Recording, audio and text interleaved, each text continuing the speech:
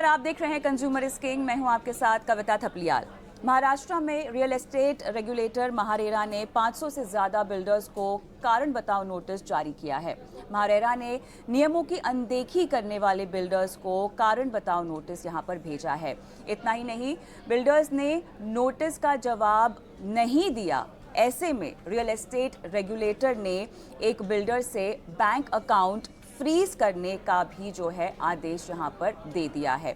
इतना ही नहीं, अगर आपको आगे बताएं तो महारेरा ने पारेख कंस्ट्रक्शन के बैंक खाते फ्रीज करने का भी आदेश दिया है। साथ ही साउथ मुंबई के 100 करोड़ रुपए के प्रोजेक्ट का बैंक अकाउंट भी यहां पर फ्रीज किया है। और ये पूरी खबर दरअसल क्या है, एक बार सबसे पहले समझ लेते हैं हमारे सहयोगी अनुराग शाह से, जो इसकी पूरी जानकारी जो है हमें दे रहे हैं। रियल एस्टेट डेवलपर्स पर रेरा की सख्ती की तैयारी है। अप्रैल के अंदर रेरा ने कहा था कि जिन डेवलपर्स ने कंप्लायंस नहीं किया है रेरा का, उनके ऊपर सख्ती की जाएगी। और अब जो हमारे सोर्सेज से मिली जानकारी है उसके मुताबिक आने वाले दिनों में हम देख सकते हैं कि कई सारे डेवलपर्स के जो बैंक अकाउंट है वो फ्रीज किए जा सकते हैं और उसकी शुरुआत हो गई है। रेरा के अंदर पहला बैंक अकाउंट जो है डेवलपर का वो फ्रीज कर दिया गया है। साउथ मुंबई का एक प्रोजेक्ट था जिसमें पारिक कंस्ट्रक्शन का प्रोजेक्ट था, उसके बैंक अकाउंट को फ्रीज कर दिया। इसके अलावा महारेरा ने यह भी कहा है कि और कोई नया प्रोजेक्ट आप नहीं ले सकते, उस प्रोजेक्ट से जुड़ी हुई बिक्री नहीं कर सकते। ये महारेरा का ऑर्डर जो है पास हुआ है। इसी मामले के अंदर बॉम्बे हाईकोर्ट ने भी उस डेवलपर की एनओसी रद्द करने के लिए कहा था, क्योंकि 10 साल से ज्यादा वक्त हो गया था और डेवलपर्स के द्वारा अपने प्रोजेक्ट का कंप्लीशन नहीं किया गया था। और उसी मामले में जो टेनेंट थे जिनको किराया भी नहीं मिल रहा था 2020 के बाद में, वो कोर्ट गए थे और बॉम्बे हाईकोर्ट का ऑर्डर आया था और उसके बाद रेरा के द्वारा सख्ती दिखाई गई और रेरा ने उस प्रोजेक्ट से जुड़े हुए बैंक अकाउंट को फ्रीज कर दिया है और उसके अंदर किसी भी तरह की नई बिक्री देने का भी मनाही कर दी है। तो आने वाले हम दिनों में देखेंगे कि नॉन कंप्लाइंस से जुड़ा हुआ जो है वो रेरा अपनी सख्ती दिखा सकता है और बैंक अकाउंट फ्रीज करने से लेके जो बिक्री पर रोक लगाने जैसे आदेश जो है वो रेरा के द्वारा दिए जा सकते हैं। आपको बताते हैं अब कि रियल एस्टेट में रेरा की जरूरत आखिर क्यों पड़ी। दरअसल रियल एस्टेट सेक्टर को आगे बढ़ाने के लिए बिल्डर्स और ग्राहक के बीच भरोसा होना सबसे ज्यादा जरूरी है। ग्राहक और बिल्डर के बीच पारदर्शिता लाने में रेरा ने मुख्य भूमिका भी यहां पर निभाई है। अगर आगे बढ़े तो रियल एस्टेट में रेरा के आने से बाजार में एक ऐसा भरोसा जगा दिया है कि रेरा आने से ग्राहक अब ये सोचने लगे हैं कि प्रॉपर्टी कैसी भी हो, यदि रेरा का रजिस्ट्रेशन है तो मेरा जो आशियाना है वो बिल्कुल सुरक्षित है। तो चलिए इस संदर्भ में महारेरा के जो कदम है वो कितने सख्त हैं। और बात केवल महाराष्ट्र की नहीं हो रही है, यहाँ पर तमाम राज्यों के जो रेरा कानून है जो लागू है वहाँ पर किस तरह से हम नियमों की अनदेखी होता हुआ देख रहे हैं या नियमों का लागू होता हुआ देख रहे हैं, इसकी भी है। और मेरे साथ इस पेशकश में खास मेहमान भी जुड़ गए हैं। Ashwinder R Singh, CEO residential Bharatiya urban, Abhay Upadhyay, president FPCE, Pankaj Kapoor, founder and MD Liases Foras, advocate Nilesh Nainshi Gala, RERA lawyer हमारे साथ जुड़ गए हैं। आप सभी का स्वागत है हमारी इस पेशकश में। तो चलिए सबसे पहले तो नीलेश जी, शुरुआत आपसे करते हैं, क्योंकि जो आदेश दिया गया है महारेरा की तरफ से उसे हमें थोड़ा सा समझाइए, किस तरह के नियमों की अनदेखी की गई है। सबसे पहले तो किस तरह के नियम है जो निर्धारित किए गए हैं, सुनिश्चित किए गए हैं, उसके बाद ये बताएं हमें किस तरह से नियमों की अनदेखी हुई है। रेरा ने जब 2017 में 2017 में ये एक्ट आया है जो अलॉटीज को प्रोटेक्ट करता है और जो पहले के प्रोजेक्ट इनकम्प्लीट थे उनको भी ये एक्ट लागू होता है। इसके अंदर जो प्रमोटर्स, जो डेवलपर्स और बिल्डर्स हैं जिन्होंने एक टाइमलाइन दिया था कंप्लीट करने का, जो प्रोजेक्ट वो टाइमलाइन में कंप्लीट नहीं हुए या तो उनके कोई भी रूल्स रेगुलेशन या सेक्शंस में अनदेखी करते हुए उन्होंने कोई चीज गैर कानूनी तरफ से की है, तो महारेरा ने ये सब प्रोजेक्ट्स को अपने अंदर लेते हुए ये स्ट्रिंजेंट लॉ लाया हुआ है। और उसके अंदर ये प्रेजेंट मैटर में जो हुआ है कि हाईकोर्ट ने ये डेवलपर को ब्लैकलिस्ट कर दिया, उनकी एनओसी कैंसिल कर दी, क्योंकि 10 साल में उन्होंने एक ब्रिक नहीं लगाया है प्रोजेक्ट में, बिल्डिंग डिमोलिश करके रख दी हुई है। और ये जो फंड्स लिए हैं अलॉटीज से वो डाइवर्सिफाई हुए थे, तो वो हाई कोर्ट ने भी डिक्री ऑर्डर किया है कि इससे पैसा एज अ डिक्री रिकवर किया जाए जो जूने टेनेंट थे, और एज फार एज वही प्रिंसिपल को फॉलो करते हुए रेरा ने सिक्योर किया है अलॉटीज को और बैंक अकाउंट फ्रीज कर दिया है ये ब्लैक लिस्टेड डेवलपर। ऑलराइट, अभय जी, इस तरह के कदमों की उम्मीद क्या महारेरा से बहुत पहले से थी? देर आए दुरुस्त आए, क्या कहेंगे? क्योंकि आप इस तरह की कई सारी लड़ाई और कई सारी कवायद आप कर चुके हैं जहां पर हमने देखा है कि एक तरह से रेरा के सवाल उठाने और कदम उठाने का इंतजार था, लेकिन क्या कहेंगे आप? एक तरह से नींद से अब जाके जागे हैं। कविता जी, पहले तो देर आए दुरुस्त नहीं आए। देर आए, देखिए दो सवाल यहाँ पे उठते हैं कि जो कदम उठा रहे हैं वो तो चलिए ठीक है, उठाना चाहिए था, लेकिन दो सवाल उठते हैं कि क्या ये कदम जो उसका समय सही है और क्या ये पर्याप्त है, इतने से काम बन जाएगा। और दोनों जगह पे मेरे को लगता है कि रेरा जो है हमारी उम्मीदों से में खरा नहीं उतरा। पहली बात तो ये कि आप जो नोटिस, जो कारण बताओ नोटिस की बात कर रही हैं, तो वो लगातार जनवरी से ये रिपोर्ट मीडिया में आ रही है कि ये लोग हजारों की संख्या में नोटिस भेज रहे हैं और ये कार्यक्रम अभी शुरू हुआ है, जबकि रेरा का लेजिस्लेशन तो 16 में हो गया था और 17 मई से तो फुल फ्लेजेड इंप्लीमेंटेशन शुरू हो गया था। और ये कहा गया कानून में कि आप बिल्डर को ये जिम्मेदारी दी गई थी कि हर 3 महीने में आप अपने प्रोजेक्ट वेबसाइट को अपना डिटेल्स अपडेट करेंगे। तो अगर वो अपडेट नहीं हो रहा था तो क्या कारण है कि 4-5 सालों तक आप उसको होने देते रहे, आप ध्यान नहीं दिए उस पर, और सडनली अब जब आप जागे हैं तो आप हजारों की संख्या में नोटिस पहले जनवरी में भेजे, फिर अप्रैल में भेजे, और अब जाके इक्का दुक्का केसेस में सुनाई दे रहा है कि आप फ्रीज कर रहे हैं। जबकि आप कानून में देखेंगी तो साफ उसमें लिखा हुआ है कि उसमें पेनल्टी लगनी चाहिए थी, वायलेशंस के लिए पेनल्टी का प्रावधान है, केवल नोटिस भेजने से काम नहीं बनेगा, पहली बात। दूसरी बात, ये काम तो तुरंत, अगर 1 क्वार्टर 2 क्वार्टर आप वेट कर लेते और उसमें अगर आप देखते हैं कि बिल्डर काम अपना डिटेल अपलोड नहीं कर रही है, जो भी कंप्लायंस उसे एक्सपेक्टेड है, उम्मीद है उसको कंप्लायंस करने की, वो नहीं कर रहा है, तो एक्शन तुरंत शुरू होने चाहिए थे। आप उसको इतना समय नहीं दे सकते जितने समय में वो और दूसरे लोगों को और अलॉटी को अपने जाल में फंसाए। बिल्कुल आप सही कह रहे हैं। और पंकज जी देखिए, अभय जी भी यही कह रहे हैं कि देर आए और देर से ही आए हैं। रेरा को जब सुनिश्चित किया गया था तब से ही ये उम्मीदें थी कि इस तरह से जो बिल्डरों की मनमानी है इस पर रोक लगेगी, लेकिन यहाँ पर जाके अब संज्ञान लिया जा रहा है और इस कदमों की जो उम्मीदें हैं वो उनसे बहुत पहले से की जा रही थी। कितना देर हुआ है और ग्राहकों को यहाँ पर किस तरह से भुगतान करना पड़ेगा, ये बताएं। देखिए, मैं कुछ हद तक जो है अभय जी से बिल्कुल एग्री करता हूं जो उन्होंने बात की। देर आए, लेकिन अब जो मॉनिटरिंग उन्होंने चालू कर दी है तो इसका एक परिणाम मिलेगा। जो अभी तक बिल्डर्स जो है इरेगुलरिटी करके भी जो है बच जाते थे, अब नहीं बचेंगे। और इसके 2 रीजन हैं। अगर आप देखिए, जब रेरा इम्प्लीमेंट हुआ उस वक्त बहुत ज्यादा रेजिस्टेंस था, तो एक बिगिनिंग थी कि सारे प्रोजेक्ट्स का एक रजिस्ट्रेशन हो जाए। तो एक अगर हम प्रोसेस के पॉइंट ऑफ व्यू से देखें कि हाउ द रेरा प्रोग्रेस हुआ हमारे देश के अंदर, तो ये था कि इनिशियली मोटिवेट कर रहे थे कि ज्यादा से ज्यादा प्रोजेक्ट जो हैं वो रजिस्टर हो जाएं और ऑन बोर्ड हो जाएं, वेबसाइट के ऊपर आ जाए, और उनका एक बार रजिस्ट्रेशन हो जाए, और उसके बाद प्रोसेस थी कि उनका रेगुलर अपडेशन हो। अब क्या है कि एक नई मशीनरी तैयार होनी थी जहां पे डेटा आ जाए और उसकी proper back to back monitoring चालू हो जाए। इसके अंदर पूरा एक सिस्टम और एक सेटअप बन करके तैयार होना था।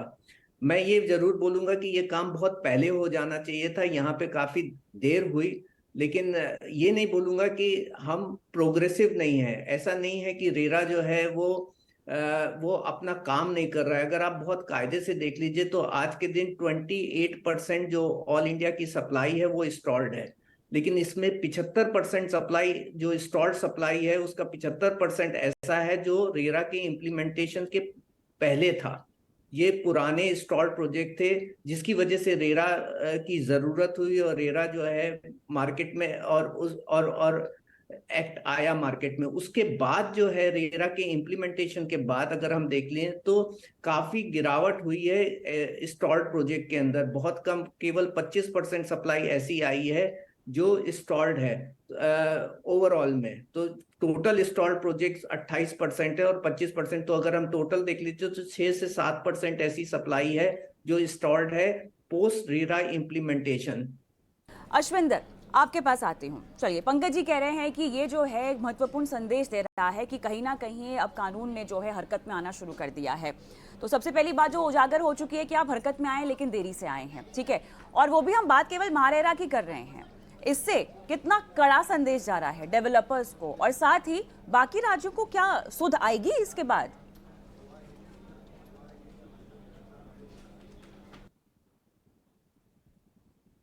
कविता, जब हम रेरा की डिस्कशन करते होते थे, the first and most important part that we discuss, जो हम बात करते थे, वो था डिस्प्यूट रेजोल्यूशन। और आज हम यही बात कर रहे हैं कि डिस्प्यूट रेजोल्यूशन जो है वो अब एक्टिव हो गया है। मैं थोड़े फैक्ट्स की बात करता हूँ। तो पहली बात है कि डिस्प्यूट रेजोल्यूशन एक्टिव कर दिया है रेरा ने। That means RERA is now serious about doing business. Number two, वो पीछे ही कुछ महीनों पहले अकाउंटेबिलिटी फॉर एजेंट्स के ऊपर एक प्रोविजन लेकर आए हैं, which is also very very important, और जिससे डेवलपर को भी फायदा हो रहा है, कस्टमर को भी फायदा हो रहा है, और एजेंट्स भी सीरियस हो रहे हैं। And obviously developers have been serious, और उसके पीछे मैं रीजन बताता हूँ। तीसरा पॉइंट है, जो standardisation of carpet area calculation हुआ है, उसके कारण कस्टमर इज वेरी क्लियर कि what is he buying, what is he not buying, और उसके लिए वो कितना पैसा दे रहा है। डेवलपमेंट पूरा जो ट्रांसपेरेंसी प्रोसेस के अंदर आई है, और जितने प्रोजेक्ट डिलेज जो थे वो कम हुए हैं, उससे एक चीज क्लियर हो जाती है कि जो रेरा जिस कारण आया था, ये जो टॉप 5 रीजन है जो मेरे हिसाब से हैं, वो जो है अब इंप्लीमेंट होना शुरू हो गया है। Of course developers are very serious, and अगर आप देखें पिछले, आप कोई भी लीडिंग डेवलपर का नाम ले लीजिए और मुझे बता दीजिए कि अगर उसके अंदर कोई इस तरह की भी ट्रांसग्रेशन हो, वो नहीं है। इसीलिए अगर आप कस्टमर का होम सेल्स डेटा देखते हैं, लास्ट ईयर देयर वर 312,000, 3,12,000 घर बिके थे, विच इज 26,000 घर बिके थे महीने के अंदर। पिछले 3 महीनों के अंदर 1,15,000 घर बिके हैं, तो 38,000 घर होते हैं महीने के अंदर। अगर आप ये ग्रोथ देखते हैं, ये ग्रोथ इसीलिए है बिकॉज कस्टमर कॉन्फिडेंस बहुत ऊपर आया है, और ये जो सारी चीजें हैं ये कस्टमर भी देख रहा है, और उसके कारण कस्टमर कॉन्फिडेंस ऊपर आया है। डेवलपर का गवर्नेंस जो है बहुत बेटर हुआ है आगे से। Obviously things can keep on improving. So इन दोनों चीजों को देखें, और अगर आप होम सेल्स के नंबर देखें और आप डिस्प्यूट रेजोल्यूशन की तरफ ये जो हम डिस्कशन कर रहे हैं उस चीज को देखें, तो I think we are going in the right step and in the right direction. दर्शकों को बताते हैं कहाँ कहाँ पे कौन कौन से प्रोजेक्ट्स हैं। यहाँ पे देखिए, मुंबई शहर के 5 प्रोजेक्ट्स है जहाँ पर कवायद शुरू हो गई है। मुंबई सबब की बात करें तो यहाँ पर 33 ऐसे प्रोजेक्ट्स हैं जिनके खिलाफ यहाँ पे महारेरा खड़ा हो गया है। रायगढ़ जिले के 40 प्रोजेक्ट्स, पालघर जिले के 35 प्रोजेक्ट्स हैं, पुणे जिले के 124 यहाँ पे प्रोजेक्ट्स हैं। इसके अलावा अलग अलग कई जिलों के कई सारे प्रोजेक्ट्स शामिल है कुल मिला के, जिनके खिलाफ महारेरा खड़ा हो गया। अब सवाल यहाँ पर ये उठता है, और नीलेश जी आपके पास में आऊंगी, क्योंकि जहाँ तक ग्राहकों की बात है, ऐसी बहुत सारी बातें हैं जो उन्हें शायद रेरा के बारे में पता नहीं है, और क्योंकि हमने बीच में देखा था कि थोड़ा ढीला ढाला रवैया हो गया था, तो कहीं ना कहीं ग्राहकों का भी भरोसा रेरा कानून पर से उठता हुआ हमने देखा है। हमें ही कई तरह की शिकायतें आई है, हमने ही आप सभी के साथ बहुत सारे इसको लेकर पहले शोज भी किए हैं। एक बात सही है जो अश्विंदर ने भी कही कि डिस्प्यूट रेजोल्यूशन को लेकर कवायद शुरू हो चुकी है, लेकिन बहुत ज़रूरी है कि ग्राहकों को हम ये बताएं और उनके अंदर ये भरोसा जताएं कि वो एक बार फिर से रेरा और ख़ासतौर से महारेरा जिन्होंने यहाँ पर ये कवायद शुरू की है उन पर भरोसा रखें। उनके हक की बात मुझे बताइए, यहाँ पर नीलेश जी क्या निकल कर आ रही है, किस तरह से उन्हें अपना भरोसा कायम रखने की ज़रूरत है? आपने एक बात सही कही कि फ्लैग परचेजर को भरोसा महारेरा में कायम रखना चाहिए, बट अभय जी ने जो बात सही कही है कि ये रेरा एक टूथलेस टाइगर हो गया था, जो अगर पेनल्टी भी मारते हैं तो वो रिकवर कहाँ से करेंगे? वो रिकवरी मैकेनिज्म कलेक्टर के पास जा रहा था, वो सालों निकाल रहे थे, और बिल्डर तब तक प्रोजेक्ट कंप्लीट करके वो सारा माल बेच के निकल जाता था। आपने अभी हाल ही में सुना होगा केडीएमसी के अंदर बहुत सारे प्रोजेक्ट्स थे जो रेरा नंबर लेके बैठे थे, वो फॉर्ज डॉक्यूमेंट्स थे। सिमिलर स्टोरी अभी विरार में भी आई, तो there was no cross checking, कुछ नहीं हो रहा था। रेरा नंबर धड़ल्ले से दिए जा रहे थे पहले, वो उसको टैप करने के लिए प्रोसीजर बढ़ा दिया गया है, पर इम्प्लीमेंटेशन अभी भी नहीं है।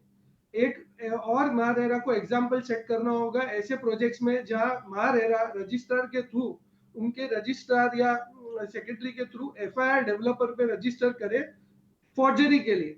वो आज दिन तक महारेरा ने ऐसा कोई एग्जाम्पल सेट नहीं किया है। जिस दिन वो करेगी तो अलॉटीज को भरोसा उनके ऊपर दुगना हो जाएगा कि अगर और एक डिटरेंट प्रूफ होगा कि डेवलपर को महारेरा अभी ना ही सिविल तरीके से but directing police to investigate on a 420 case और फॉरेंसिक ऑडिट करवा के उनसे जो भी पैसा एक मेहनत का पैसा जो अलॉटी का है वो रिकवर करा के देंगे, तब महारेरा में फुल प्रूफ ट्रस्ट बैठ जाएगा और वो एक एग्जाम्पल सेट होगा। जैसे कि अभी ये प्रोजेक्ट है 100 करोड़ का, ये 10 साल से डेवलपर बेच रहा है, वहां एक ईंट नहीं लगी हुई है मैम। तो उसमें फॉरेंसिक ऑडिट बहुत जरूरी है कि पैसा कहाँ से आया और कहाँ गया। और फॉरेंसिक ऑडिट में अगर दिखता है कि डेवलपर ने पर्सनल यूज के लिए पैसा लिया है और प्रोजेक्ट में ना ही यूज किया है, तो अपेरेंटली आईपीसी के अंतर्गत, इंडियन पिनल कोड के अंतर्गत ये एक क्रिमिनल ऑफेंस बनता है। और एक आम आदमी क्रिमिनल कंप्लेंट करे और एक अथॉरिटी क्रिमिनल करे तो उसमें जमीन आसमान का फर्क आएगा। जिस दिन महारेरा ये स्टेप ले लेगी उस दिन से मुझे नहीं लगता है कि कोई भी सिटी में डेवलपर ऐसी कोशिश करना चाहेगा कि फंड्स डाइवर्ट करके पर्सनल गेन के लिए वो जो फंड्स लेता है प्रोजेक्ट के लिए वो कंप्लीट करने के लिए, और ऑनेस्ट डेवलपर्स जो बिजनेस करना चाहते हैं वही ये मार्केट में रहेंगे। Fly bye night developers will vanish. तो ये बहुत बड़ा एक स्टेप लेना जरूरी है। और ये अभी प्रेजेंट जो ऑर्डर आया है जिसमें मैंने एक अलॉटी के लिए आर्ग्यू किया है, इससे थोड़ी फेट जागी है। 5 साल के बाद ये पहला ऐसा लैंडमार्क जजमेंट पास हुआ है कि अकाउंट फ्रीज करने का और इंजंक्शन का ऑर्डर आया है। अगर इसमें फॉरेंसिक ऑडिट और आगे जाके महारेरा इंटरेस्टिंगली इसको लॉजिकल कंक्लूजन पहुंचाता है, तो ये एग्जाम्पल और उदाहरण सेट होगा not only Maharashtra, pan India level पे जहां जहां रेरा ऑपरेट करते हैं। और शायद आगे से कोई डेवलपर ये करने से बहुत डरे। अभय जी, आप कितना इत्तेफाक रखते हैं यहाँ पर नीलेश जी की इस बात से? क्या और भी करा जाना बाकी है?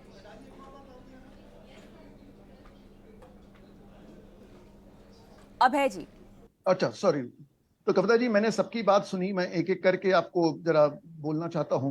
पहले तो देखिए, गाला साहब ने किस तरीके से बताया कि क्या क्या काम किया जा सकता है अथॉरिटी द्वारा, और मैं उनका शुक्रगुजार हूं कि एक लॉयर होने के नाते वो हाईलाइट कर रहे हैं। आप मेरे को ये बात केवल समझाएं, मतलब मेरा कि अगर कोई अथॉरिटी इस बात को सुन रही हो कि क्या हम लोग को मतलब इसके लिए हमको गाला साहब चाहिए, वो आके अथॉरिटी को बताएंगे कि वो क्या क्या काम कर सकते हैं, क्या उनको खुद पता नहीं है। और अब मैं आता हूं, जो बातें हमारे मित्र हैं पंकज जी उन्होंने कही या अश्विंदर ने कही कि काम अब हो रहा है, तो अब क्या 6 साल तक वेट होना चाहिए था? क्या आप मेरे को अब आप बोलते हैं कि कारपेट एरिया का स्टैंडर्डाइजेशन हो रहा है। अरे कारपेट एरिया का स्टैंडर्डाइजेशन आपको 6 साल लगते हैं इसको करने में, और हम उसको यहाँ पे बैठ के उनकी पीठ थपथपा रहे हैं। ये काम जो पहले महीने में हो जाना चाहिए था। मतलब हम लोग किस तरह की बातें कर रहे हैं। कंज्यूमर फंसा पड़ा है, 5-5 साल से लोगों के पैसे फंसे हैं। बिल्डर उसको लेकर के मर्सिडीज गाड़ी में चलता है, और हम ये बात कर रहे हैं कि अथॉरिटी आज 7वें साल में जाकर के स्टैंडर्डाइजेशन ऑफ कारपेट एरिया कर रही है। अब कविता जी, आज भी इनके पास में ये फिगर नहीं है कि कौन से प्रोजेक्ट डिले हो रहे हैं, तो मैं तुरंत उसमें जाके हस्तक्षेप करूं और उसको देखूं कि वो क्यों डिले हो रहे हैं। अगर वो तुरंत स्टेप्स ले ले उसी समय में, तो शायद वो प्रोजेक्ट लाइन पे आ जाए।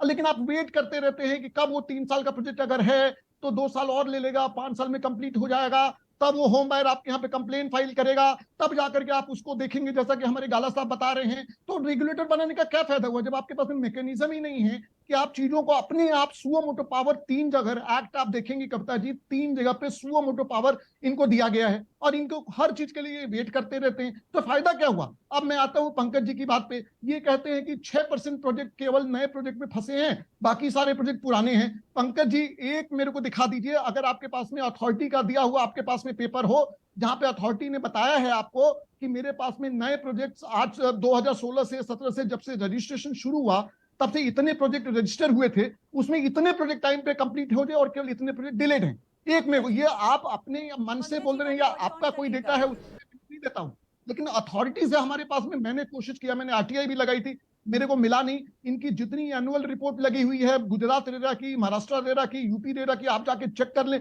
उसमें ऐसा डेटा नहीं दिया गया है कि न्यू प्रोजेक्ट्स जितने आए हैं उसमें कितने प्रोजेक्ट टाइमली बन गए। मैंने ये भी कहा कि आप ये भी बताएं कि आपके रेरा आने के बाद से कितने प्रोजेक्ट ऐसे हैं जिसमें एक भी कंप्लेंट ना आई हो। तब तो मैं मानूं कि भाई सिस्टम चलिए, बदलता है, 7 साल हो समय गए। कम है, लेकिन मुझे पंकज जी का जवाब चाहिए होगा, फिर अश्विंदर के पास भी मुझे जाना है। पंकज जी बताइए। देखिए, डेटा जो है वो रेरा से हमको भी नहीं मिलता है, ये हमारा फिजिकली सर्वे करा हुआ डेटा होता है, और हम स्टार्ट प्रोजेक्ट्स वो उन प्रोजेक्ट को देखते हैं जहाँ पे 12 महीने में कम से कम कुछ भी कंस्ट्रक्शन प्रोग्रेस नहीं हुई है, तो हम उसको डेजिग्नेट करते हैं कि ये स्टॉल्ड हो गया है, यहाँ पे कोई ना कोई कारण से जो है कंस्ट्रक्शन बंद हो गया। और ये जो नंबर हम बता रहे हैं, ये करीब 20,000 प्रोजेक्ट्स हम 60 सिटीज में ट्रैक करते हैं, उसकी कंस्ट्रक्शन प्रोग्रेस के बेसिस के ऊपर हमने बताया है। और मैं बिल्कुल जो है एग्री करता हूं अभय जी से कि रेरा ने बहुत लेट किया, और अगर ये मॉनिटरिंग बहुत पहले चालू कर देते और इस तरीके के जो डिटरेंट थे वो पहले चालू कर देते, तो आई थिंक घर खरीदारों को जो है ना वो फायदा होता। मैं बिल्कुल ये नहीं कह रहा हूं कि रेरा ने अभी तक जितना भी काम किया वो ठीक नहीं था, लेकिन मैं इसको नेगेटिवली नहीं बोलूंगा कि एक सिस्टम को अगर हम इम्प्लीमेंट करते हैं तो उसकी कामयाबी के लिए एक वक्त लगता है, और ये एक मैसिव वर्क है। इसके अंदर डेटा है, आर्किटेक्ट है। आज कम से कम कारपेट एरिया के स्टैंडर्डाइजेशन की बात हुई। अगर आप देखेंगे महाराष्ट्र के अंदर कारपेट एरिया की डेफिनेशन रेरा ने चेंज कर दी, वहां पे रेरा कारपेट देना चालू कर दिया। दुनिया में कहीं पे भी कोई रेरा कारपेट नहीं था, और उसकी वजह से 5 या 6% जो है वो साइज सारे प्रोजेक्ट्स के बढ़ गए। तो अगर स्टैंडर्डाइजेशन ऑफ कारपेट एरिया अगर हो जाता तो वो ज्यादा बेटर होता। और not only standardisation carpet area का, लेकिन अगर आप देखेंगे तो सारे रेरा की अलग अलग स्टेट्स हैं, उनकी वेबसाइट के अंदर भी स्टैंडर्डाइजेशन नहीं है। आप डेटा को एग्रीगेट नहीं कर सकते, आप एक सेंट्रल रिपोजिटरी नहीं कर सकते हैं। लोगों ने अपनी डेफिनेशन चेंज की। पंकज जी ठीक है, आपकी बात से बिल्कुल सहमत है, समझ में आ रही है आपकी बात कि अब तक जो बदलाव हुए हैं वो भी रेरा के आने के बाद ही हुए हैं। लेकिन अश्विंदर, सवाल यहाँ पर ये है कि जिन समस्याएं जिनके चलते रेरा का गठन हुआ, वो समस्याओं को सुलझाने में इतनी धीमी गति क्यों? आखिर कदम उठाए जा रहे हैं, उस बात पे कोई मनाही नहीं है। अभय जी ने यहाँ पे कई सारे सवाल उठाए हैं, कई सारी आपत्तियां उठाई हैं, अब तक क्यों इतनी ढिलाई बढ़ती जा रही है? समस्याएं वही थी जो शायद शुरुआत में है, लेकिन उनका निपटारा इतने धीरे धीरे क्यों, सोच समझकर क्यों किया जा रहा है? और मनमानी जो कि जब अब तक चल ही रही थी, इतना धीमापन क्यों? सवाल वही है जो शुरुआत में था मेरा। कविता, ये कई बार हमने डिस्कशन की है और आपका सवाल बहुत वैलिड है। आप जब सेबी देखते हैं, IRDA देखते हैं, यू टॉक अबाउट इंश्योरेंस, आप म्यूचुअल फंड्स के बारे में बात करते हैं, वो सेंट्रलाइज्ड बॉडी है। RERA is a decentralised body. RERA is a state subject. हर स्टेट के अंदर अलग गवर्नमेंट है, इसीलिए जो उसकी इम्प्लीमेंटेशन है वो उस हिसाब से नहीं हो पाई है जैसे बाकी रेगुलेटर्स के अंदर हो पाई है, including try. So please understand. और पंकज ने जो बात बोली है, इतना ब्रॉड सिस्टम था, इतनी देर के बाद रेरा आया, इतना डेटा अक्यूमुलेट होने वाला था, ऑफिसेस जनरेट होने थे, ऑफिस बेयरर्स ने आना था, there were multiple complex issues in place. But अगर आज आप 5 साल के बाद देखें तो घर तभी खरीदे जब रेरा फुल फोर्स में आ जाए। अश्विंदर जी, घर तभी खरीदे जब रेरा फुल फोर्स में आ जाए, जब सारी शिकायतें हमारी खत्म हो जाए। तमाम पैनलिस्ट मेरे मुस्कुरा रहे हैं। अभय जी, आप क्या कहेंगे इस बात पे? उनका ऑडियो ऑन कीजिए, अभय जी का ऑडियो ऑन कीजिए। तभी घर खरीदना जब रेरा के सारे नियम लागू हो जाए, जब सख्ती सारी आ जाए। अभय जी क्या कहेंगे? मैं सिर्फ एक ही बात बोलूंगा, मैं आपसे एक ही रिक्वेस्ट कर रहा हूँ, आपसे अश्विंदर जी, मैं एक सेकंड आपको एक सेकंड रोक रहा हूँ, खाली एक रिक्वेस्ट आपसे कर रहा हूँ।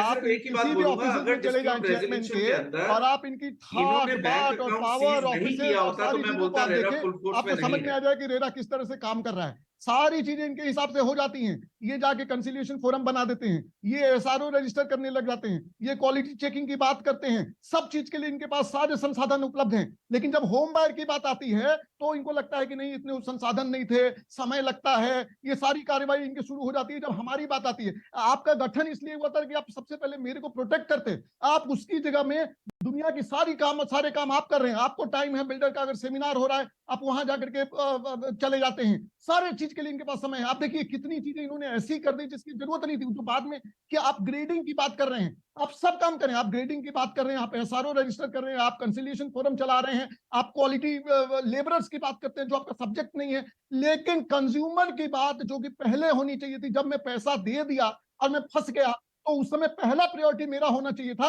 ये इनकी लास्ट प्रायोरिटी हो गई। और इसीलिए 7 साल के बाद ये बात हो रही है कि हम लोग के पास में संसाधन नहीं थे, हम लोग को इतना डेटा था, हम लोग को तैयार होना चाहिए था। तो अगर तैयार होना चाहिए तो ये सारी बातें बाद में करते, पहले हमको देखते। तो मेरा सवाल वहीं का वहीं मैं अभय जी को और ऐड करते हुए बताऊंगा कि 30 to 40% प्रोजेक्ट में सीए सर्टिफिकेट्स अपलोड नहीं किए जाते हैं, और अपलोड किए जाते हैं तो उसका वेरिफिकेशन नहीं होता है कि ये नंबर्स किधर यूज हुए, उसके बिल्स कहाँ है, नंबर्स इन्फ्लेट किए जाते हैं, और क्रॉस चेक करने के लिए इनके पास मशीनरी नहीं है अभी तक।